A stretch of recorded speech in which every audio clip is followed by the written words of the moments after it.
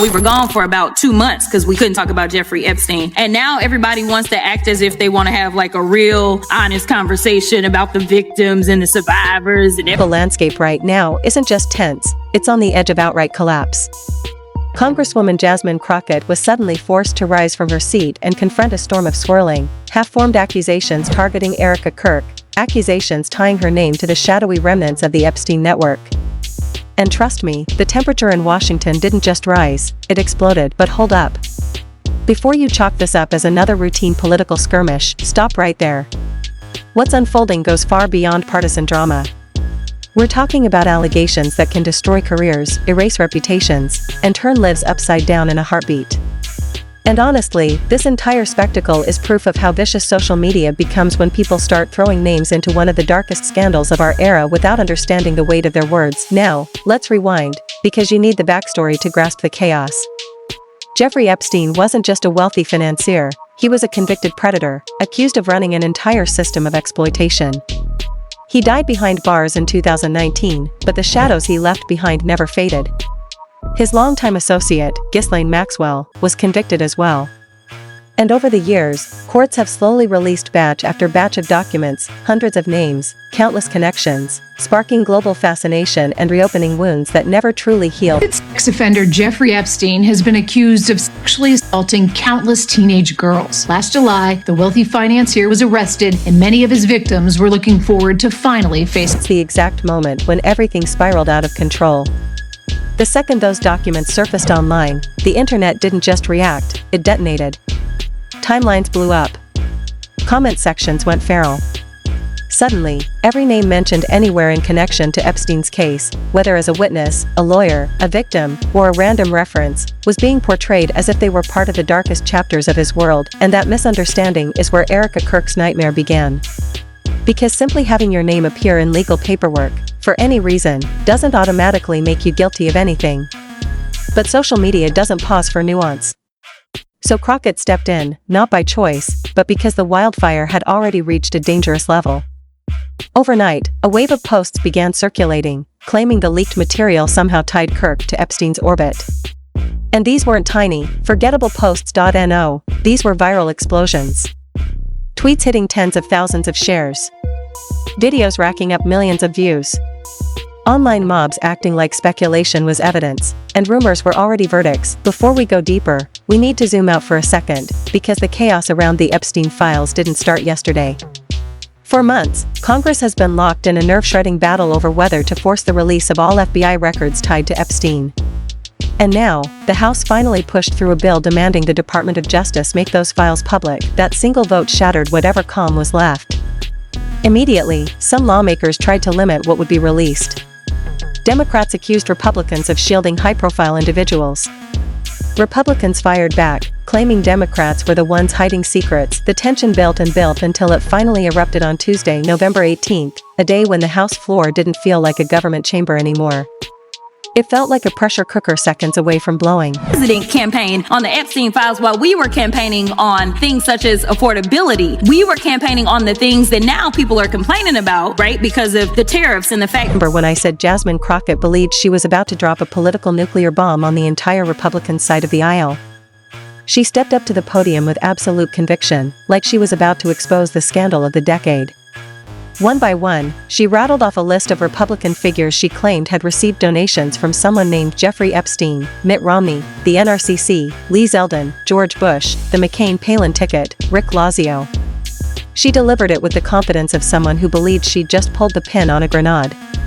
And then she hit them with the line, "If this is the standard you want to set, then prepare yourselves, because we're releasing everything." For a few seconds, Democrats were buzzing, convinced this was a giant gotcha moment. But then came the twist. A twist so quick and so brutal that the entire narrative snapped apart in minutes. Here's where everything flipped. Right after Crockett's fiery speech, journalist Chuck Ross from the Washington Free Beacon decided to verify the donations for himself. It didn't take him long, just a couple minutes of searching, to notice something that turned the whole room cold. None of the donations Crockett listed came from the Jeffrey Epstein people were imagining. Not one. Zero. Every single donation was from a completely different individual, another person with the same name, a New York doctor with no connection whatsoever to any of Epstein's scandals.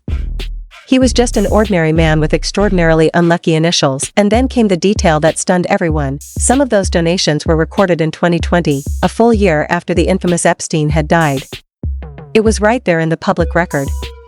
A detail so obvious that it raised a single chilling question: how did Crockett miss it? How did her staff miss something this basic?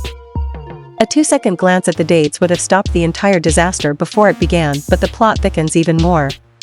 Because Crockett wasn't making this list out of nowhere, she was trying to shift attention away from Representative Stacey Plaskett, who was facing a censure vote that very day. Critics claimed Plaskett had past communications with Epstein during a 2010 hearing, a politically sensitive situation that opponents were eager to highlight. Crockett's explosive speech was widely seen as an attempt to create noise, redirect the conversation, and blunt the impact of the moment. In other words, what was meant to be a dramatic counterattack ended up detonating in her own hands. So much. This is a distraction to take away from the fact that the Guardians of Files is literally trying to protect files. The president is a convicted felon and an accused offender. Stacey Plaskett hasn't been accused. Crockett found herself in a dangerously complicated position, accusing Republicans of having ties to Epstein while simultaneously trying to shield a Democrat whom opponents claimed had exchanged messages with him during a high-profile hearing. It was, to put it lightly, a move that stunned even her own critics. According to material presented by the House Oversight Committee, material that itself has sparked fierce debate, Representative Stacey Plaskett of the U.S. Virgin Islands, where Epstein once owned property, was allegedly in communication with him during Michael Cohen's testimony. The documents suggest Epstein even offered guidance on what questions she should ask, and afterward reportedly responded with a chillingly casual, "Good job." So for Crockett to step forward and accuse Republicans of taking donations from Epstein, without verifying whether that Jeffrey Epstein in those political records was the same man everyone assumed, her counterattack didn't just misfire. It imploded, spectacularly, right in the middle of the political battlefield. But here's where things get even more gripping. What Jasmine Crockett said afterward is the real centerpiece of this entire saga. She's doubled down, speaking boldly and without hesitation. Her argument? If anyone truly believes there's legitimate evidence of wrongdoing, they should bring it to law enforcement or trusted investigative reporters, not drop unverified screenshots onto X or TikTok and hope the internet treats them as gospel truth. And there's one point she raises that absolutely no one, on either side, can dismiss. And Epstein were besties. We've all seen the pictures of them. We saw the birthday book. So why are y'all more interested in talking about Stacey Plaskett than Trump's relationship with? Here's the point Crockett drives home with unmistakable force. The Epstein saga isn't a headline to scroll past. It isn't a political chess piece. This is about real people, real victims whose lives have been scarred in ways that no tweet, post, or viral video can ever capture. When someone casually throws Epstein's name around to attack opponents or tarnish reputations without a shred of proof, the damage isn't just political, it's human. It silences those who are brave enough to step forward. It makes the public doubt everyone, and in the process, it deepens the suffering of the people who actually endured the trauma. Crockett doesn't mince words. In today's political battlefield, serious allegations have become weapons. Don't like your rival? Just whisper Epstein, drop a few screenshots online, and watch their career and credibility unravel in real time.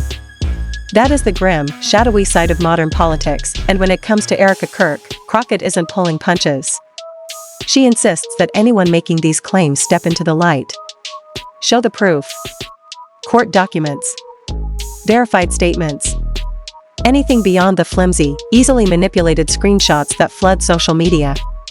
Because without that, these accusations are not just reckless, they are corrosive. Romney, the NRCC, Lee Zeldin, George Bush, Win Red, McCain, Palin, Rick Lazio. I just want to be clear. If this is the standard that we gonna make, just know we gonna expose it all. And just know that the FEC filings, they are available for everybody. Exactly where the story flipped in a way nobody saw coming.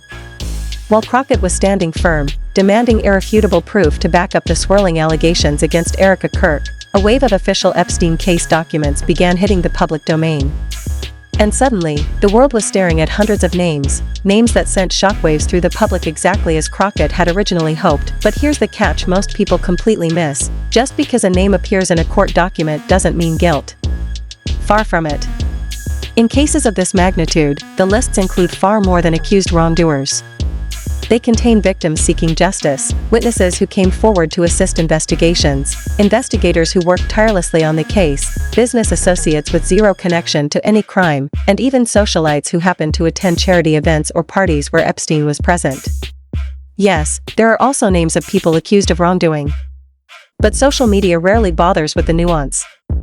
One glance at a name, and a court of public opinion has already passed judgment. No trial, no verification, no evidence, just instant destruction. Let's set the record straight on how these document leaks actually work, because it's far more complicated than the internet portrays. As Epstein-related filings began to emerge in late 2023 and stretched into 2024, over 150 individuals were named across various court records. Almost immediately, legal experts warned the public not to jump to conclusions. Why? Because being named doesn't equal guilt. Some appear simply because victims recalled seeing them at an event, not because they did anything wrong. Others are mentioned by lawyers in testimony. Some are included because they tried to intervene or stop Epstein. And many are listed merely because they worked with him, knew him socially, or had professional interactions. In other words, the reality of legal documents is far more intricate than the simplified, viral narratives on social media. And here's a fact most people don't know. The journalist who truly cracked open the Epstein story in 2018 was Julie K. Brown of the Miami Herald. She spent months meticulously verifying every detail, interviewing dozens of victims, and combing through thousands of pages of records before publishing anything. That's the level of dedication that defines real journalism. That's how real accountability works.